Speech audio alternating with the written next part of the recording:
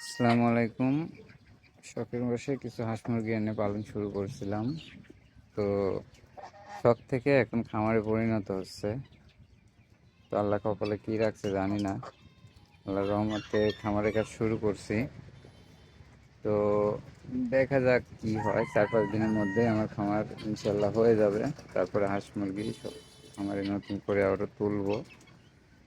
এখন আল্লাহ কপালে কী রাখছে জানি না। তো দেখাচ্ছি আপনাদের।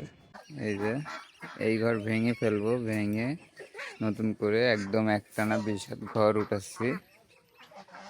তো আল্লাহ কপালে কি রাখছে বলতে পারবো না। তো এই যে হাঁস মুরগি এগুলো আপাতত সব বিক্রি করে দিচ্ছি। ঘর ভাঙলে রাখার জায়গা নাই। আর 3-4 দিনের মধ্যে আবার ঘর উঠে গেলে তারপরে আবার নতুন করে হাঁস মুরগি তুলবো। শুধু এই ডুয়া গাঁথনিটা হয়েছে, এখনো অনেক কাজ বাকি আছে। এই ঘর ভেঙে এখানে নতুন করে ঘর উঠাবো, সব মুরগির চই তারপর সব কিছু আলাদা করব।